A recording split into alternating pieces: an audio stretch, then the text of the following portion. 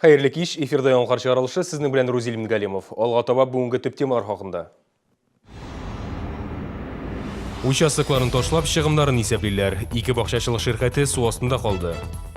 Жәмәгать транспортлы юллар проблемасын хәл итү кирәк шолыда белем бирү аксый.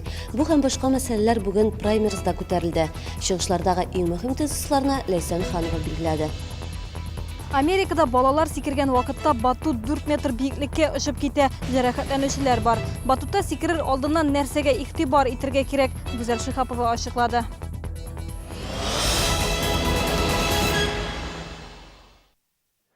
Ике бақшашылық шirkәте су астында қалды. Бақшашылар участокларын тошлап, шығымдарын есеплей. Суытқыш телевизорларын, башқа қимметті жиһазларын шығара. Су тияргә өлгермәгән дача хуҗалары тиз арада участокларын сатып калырга ашыга. Сәбәбе су басудан саклаучы дамба җимерелә. Бережок һәм энергетик бакча шirkәтләрендә хәбәрчебез булып кайтты. Сейчас будем оформлять в суд, подавать на администрацию города. Бакчачыларның сабырлыгы чигенә җиткән, чиновникларның битарафлыгы аркасында йортларсыз калабыз диләр. Машина белән участокларга кирешле түгел, тез буеннан су. В этом году Быел көтмәгәндә нишләптер су күтәрелде. Безне беркем дә бу турыда кисәтмәгән иде. Өйләрне, мунчаларны, утырткан яшелчәләрне барысында су басты. Су күтәрелүдән саклаучы плотиналар җимерелеп беткән диярлек. Аларны беркем дә төзекләндерергә җыенмый. Коткаручылар бернинди чаралар да күрми. Су көн саен күтәрелә. Кайберәүләр электр җиһазларын икенче катка ташый. Кемдер үз участокларын ташлап та киткән. Бөтен чүп-чар өскә калка. Бакчачылар көймәдә тавыкларын коткара. У меня 6 кусов смороды утонули, картошка, капуста, куры, облепиха. Все. Вот так на лодке спасаем. Дамбалар тулысынча су астында, корылмалар тутыккан, оларга 40 елдан артык. вчера мне позвонил Ростехнадзор и говорят, что Кичә миңа Ростехнадзор оешмасыннан шылтыраттылар. Мэрия оларга баланс тутучылар бережок бакчачылык шirkәте дип әйткән. Бу бердән нигезле түгел. Гидротөзелеш корылмаларын кем ремонтларга тиеш? Аның өчен зур суммалар кирәк бит. Бездә пенсионерлар гына. Телефон аша сөйләшүдә дамба өчен җаваплы оешма билгеләнмәгән дип аңлаттылар Ростехнадзор оешмасында. Право собственность владельца определяет исполком. Милек өчен кем җаваплы икәнлеген шәһәр башкарма комитеты билгели, алар хат җибәргәннәр, ул безнең җитәкчелекне канәгатьләндермәде әлбәттә. Әгәр дамбаны баланста тотарга бакча шirkәте җитәкчелеге баш тарта икән, милли хуҗасы исполком булырга тиеш. Плотинаның хуҗасы булмау безнең практикада бердән-бер очрак. Шәһәр башкарма комитеты плотинага бакчачылар хуҗа дигән бернинди документ та бирмәгән. Әгәр эш судка барып җитә һәм дамбалар башкарма комитет милкенә күчә икән, корылмалар төзекләндерүне шәһәр үз өстенә алырга тиеш булачак. Күпме көтәсе билгесез. Хәзер суның тирәнлеге 4 метр. Хәл үзгәрмәсә, бер ай эчендә тагын 3 бакчачылык шirkәте су астында калачак. Фәридә Сабирҗанова, Гөлназ Хәсәнова, Дмитрий Рачеев. Яңалыклар. Шолы ТВ каналының кайнар элемтә телефоны тәүлек дәвамында эшли. Сезне нәрсә борчый? Нинди сорауларыгыз бар? Шалтыратыгыз. Кайнар элемтә телефоны 51 31 31. Праймеризның финалы. Бүген Чаллыда алдан тавыш бирүнең икенче көне. Шәһәр советына сайлауларда катнашырга теләүчеләр үз кандидатуралары планнары турында сөйли. Барлыгы 84 кеше депутатлык мандатына дәгъва итә. Аларның 68-е ир-ат, нибары 16-сы хатын-кыз. Бүген Камаз мәдәният сараенда узган праймеризда 28 кешенең чыгышын тыңладылар. Праймериз, ягъни алдан тавыш бирү кандидатларга халыкны үзләре белән таныштыру мөмкинлеге бирә. Һәм алар үзләренә бирелгән нибары 5 минут эчендә иң мөһим тезисларны әйтеп өлгергә ашыкты. Нужно более детально присматриваться к вопросам точной застройки жилого сектора. Ни для кого не секрет, что сегодняшняя молодежь, к сожалению, Шәһәрдә ял итәр кешеләргә барыр урын юк. Яшьләр бүген урамга чыгуга караганда сәүдә үзәкләренә бару ягын карый. Үземнең кызым да шулай ук эшли. Сюда беспокоит, вопрос образования. Чаллыда белем бирү дәрәҗәсе аксый, инженерлар җитми, аерым программа эш урыннары булдыру кирәк. Праймеризда сайлаучылар, кандидатлар һәм санау комиссиясе катнаша. Кандидатлар арасында төрле һөнәр ияләре. С декабря 2010 года занимает должность заведующего детским садом номер 73 «Огонек». Башкарма комитет җитәкчесе дә кандидатлыкка кандидатлар исемлегендә. Шәһәр мэрын бары тик депутатлар арасыннан гына сайлаячаклар. Наил Мәхдиев үз чыгышында шәһәр өчен өстенлекле юнәлешләрне билгеләде. Достаточно высокий уровень заработной платы необходимо обеспечивать в городе. Шәһәрдәшләрнең хезмәт хакларын күтәрү мөһим. КамАЗның яхшы эшләве кирәк. Автогигант белән бер рәттән кече һәм урта эшмәкәрлек тә мөһим өлкә булып тора. Анда халыкның 33% 50 мең кеше хезмәт куя. Бу бездә кешеләрне эш белән тәэмин итүнең бер тармагы булып тора. Кандидатлыкка кандидатлар өчен тавыш бирүчеләр праймеризда үз сорауларын да бирергә хокуклы. У нас дорога битая, перебитая, битая. Когда будут хоть немного или заплатки, или что будут там делать? Возможности пока у нас на 1 миллиард рублей с тем, чтобы привести дороги в нормативное состояние. Мы знаем об этой проблеме. Мы тоже вместе с вами очень по этому поводу, озадачены. Праймеризда нукталы төзелеш, җәмәгать транспортына бәйле проблемалар турында да сүз булды. Чыгыш ясаучылар киләчәктә Тукай районының Чаллы белән кушылу мөмкинлеген дә искәртте. Иртәгә праймериз Комсомол районында яшәүчеләр өчен оештырыла. Ләйсән Ханова, Айрат Закиров, яңалыклар. Бейеклектен эшчеләр утырган төзелеш лифты өзелеп төшү эше буенча тикшерү тәмамланды. Гадәттән тыш вакыйганың сәбәпләрен ачыклау Ростехнадзор оешмасына тапшырылган иде. Әлеге хәл 9 апрельдә 16-нчы комплекста ремонт эшләре вакытында булды. Төзүчеләр эшләгән асылма конструкция беркеткәннән соң 8-нче каттан ишелеп төшә. Лифт төзексез булган. Төзелеш эшләрен оештыручы юридик зат спецпокрытие энче оешмасы һәм аның җитәкчесе гаепле дип табылды. Җәйге яллар башлану белән шәһәр урамнарында төрле күңел ачу чаралары арта башлады. Аларның барысы да диярлек балалар өчен. Чаллының һәр паркында һәм зур сәүдә нукталары янында батутлар урнашкан. Кайбер эшмәкәрләр бу юнәлештә яхшы тәҗрибә туплаган. Кайберәүләр эшен башлый гына шуңа күрә куркынычсызлык таләпләрен дә белеп бетерми. Бу атнада Америкада батут 4,5 метр биеклеккә очып китте. Безнең шәһәрдә дә мондый очраклар булмасын өчен нәрсәгә игътибар итәргә кирәк? Белгечләр фикерен хәбәрчебез тыңлады. Вы можете вытащить, показать вот эту штучку, колышек? 60-нчы мәхәлләдә урнашкан батут 10 урыннан пластмасс таяклар белән беркетелгән. Аларның озынлыгы 20 сантиметр тирәсе. Кагыйдә буенча батут ким дигәндә 6 урыннан беркетелергә тиеш. Батут аттракционы өчен җавап бирүче Азат Фәрхетдинов балалар курыкмыйча күңел ача ала ди. Әйбәтләп эләктерелгән. Башта İşte 6 штук белән, монда кырыйдан 4 штук.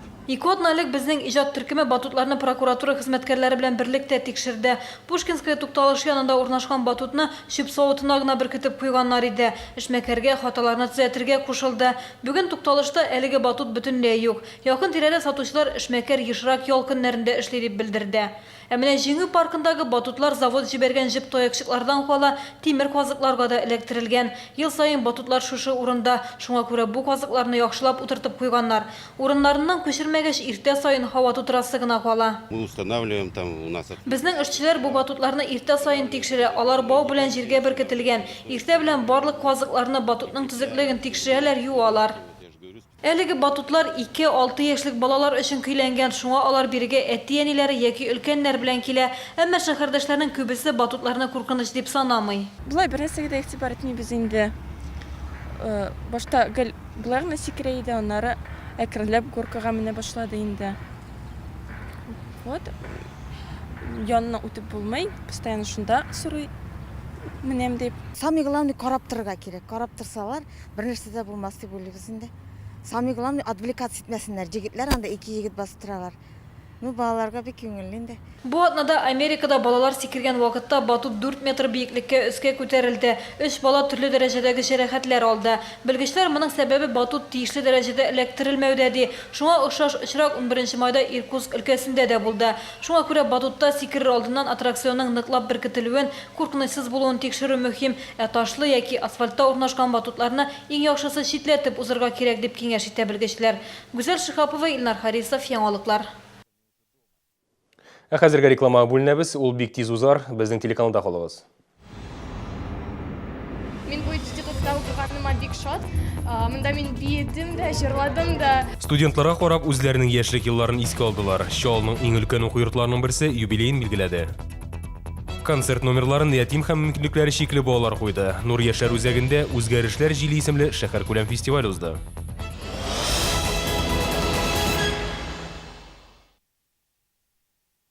Сниженные ставки. Жизнь меняют. В рамках программы социальной инициативы «Быстробанк» изменит жизнь 5000 пенсионеров. Узнайте, как получить льготный пенсионный кредит по телефону 8 800 333 22 65. Татарстанның халық артисты Виталий Агапов өзінің 55 яшьлегенә жырлыйсы жырларын бар әле программасын тәкъдим итә. Катнашалар Зульфия Тимерова, Гүзәл Хакимуллина, Илсира Зайниев, Гүзәл Назирова, Кама таңнары би ансамбле. Концертны алып бара Булат Салахов.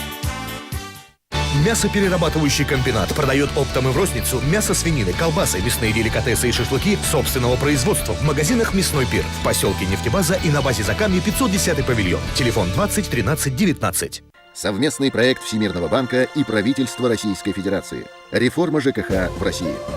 Уборка двора и содержание дома – обязанность управляющей организации. Если управляющая организация не выполняет свои обязанности, собственники вправе ее сменить. С мая 2015 года работа управляющих организаций без лицензии станет незаконной. Не знаешь, как контролировать работу своей управляющей организации? Звони. Россия. Реформа ЖКХ. Бесплатный круглосуточный номер 8 800 775 69 72. Күңел радиосы Тукай районы Сабан туена чакыра. Бәйрәмнең кунаклары эстрадыбызның иң үзенчәлекле, кабатланмас тавыш иясе Әлфинә Әсхәмова. Татарстанның от казанган артисты, 90-нчы еллар йылдызы Рамил Миндияр. Һәм күңел алып баручылары. 6 июнь көнне Кызыл Байрак авылында очрашырбыз. Сабан туйның партнеры Кирпеч сервис җаваплылыгы шикле җәмгыять. Камгес Энергострой капиталь төзелеш идарәсе җаваплылыгы шикле җәмгыять.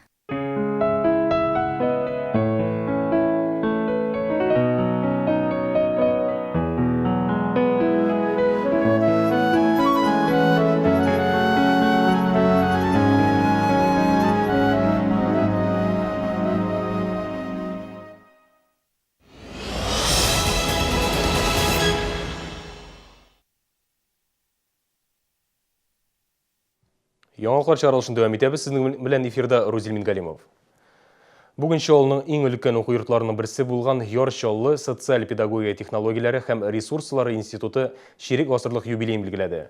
Энергетик мәдәният сараенда оештырылган тантанага студентлар, әлеге вузны тәмамлаучылар, педагоглар чакырылды иде. Сыр торкалу үзгәртеп кору юллары яңарыш чоры. Тарихтагы әлеге үзгәрешләрнең берсе дә институтка үз йөзен саклап калуда киртә була алмады. Уку йорты багажында төрле иҗтимагый чаралар, студентлар ирешкән казанышлар, дистанцион белем бирү өлкәсендә халыкара хезмәттәшлеккә ирешү. Бер нәрсә дә җиңел бирелмәгән, хәтта институтны ачу да катлаулы булган.